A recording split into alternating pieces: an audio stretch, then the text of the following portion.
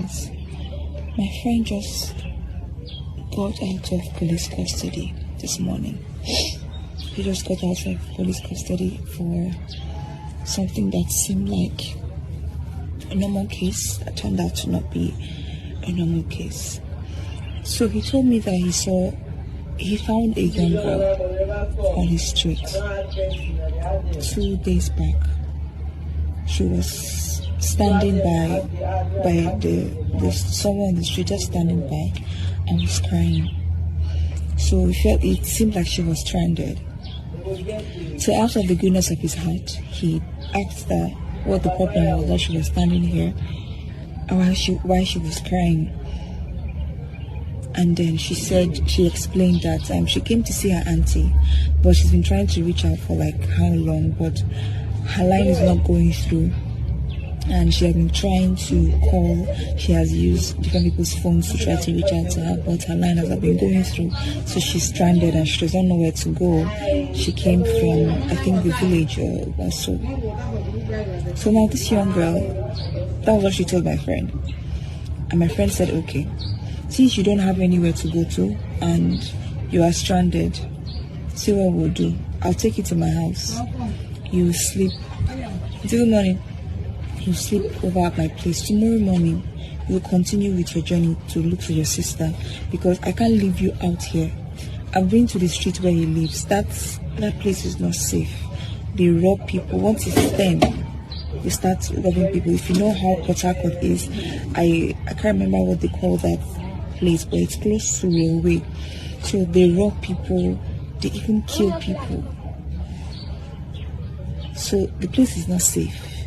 And then he was like, okay, instead of you staying here and people come here to see you and rape you, let me keep you in my house. Tomorrow morning you can leave. Now he carried this young girl to his house. And from what he said, he gave her a duvet to sleep on the floor. The next morning, very early in the morning, he woke her up and said, young lady, it's the morning now, please, you have to leave so you can look for your sister. So that morning he said thank you.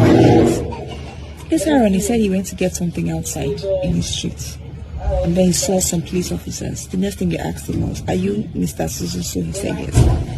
Before he knew what was going on, they had put handcuffs around him, on his hands, on his wrists. They cuffed him and took him to the station.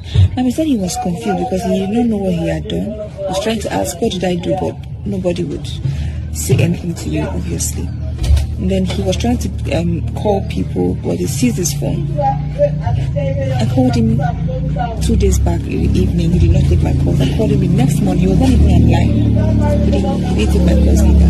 And then he called me the next morning and said, please, that he needs help. He needs an amount of money that I should borrow it to him. And he's in big problem. He's in police custody right now and he doesn't know what to do. I was like, what happened? He said, okay, don't worry. If I come out, I will tell you what happened. But right now, I can't really talk. They just gave him my phone for a few minutes to reach out to my people. Now, after he reached out to his siblings, his brothers, and all of that, they all came. His brothers came with their lawyer. Now, he told me that, oh, thank God, they are trying to grant me bail. So don't worry, very soon I'll be out. I'll call you. Later again, after like how long, he called me. He texted me and said, they refused to grant me bail.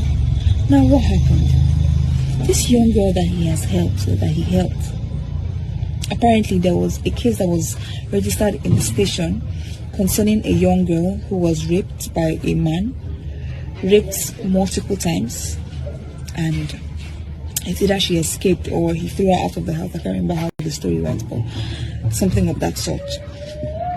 And now it was entered in the station and they had been looking for the culprit for a while.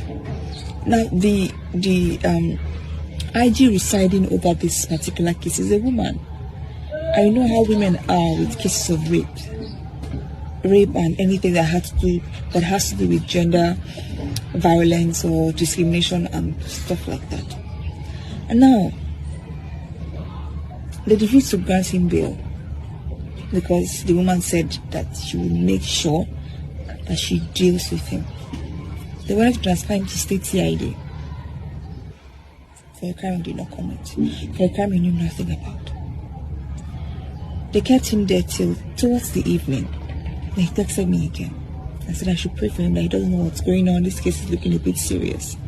So he had to pay money. They said they wanted to run medical tests on the girl to be sure that the girl was not raped by him on that particular day. So when the test results came out, it was found out that the girl was raped a day before the day he helped her out. And then after a while, she came out and said that he was not the one who raped her, that he only helped her out, and that she was sorry, blah, blah, blah, blah, blah, and all of that. And she insisted that he only helped her, he didn't do anything to her. That was when the IG then left him out for bail.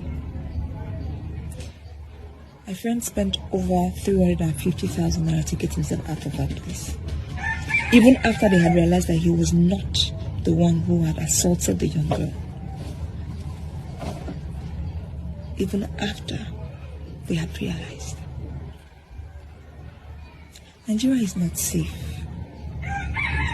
Kindness, being kind will not get you anything.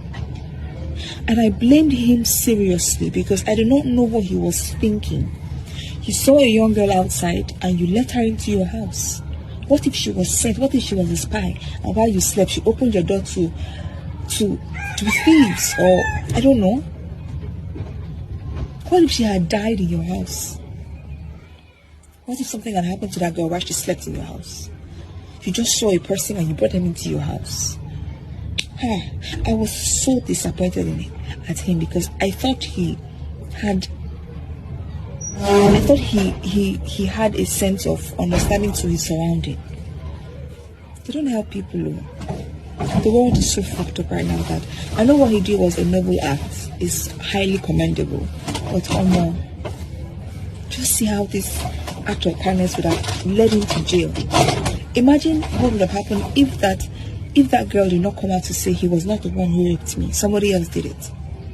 And I pray that he find the culprits, because God will punish him for doing that to a child, to a young girl.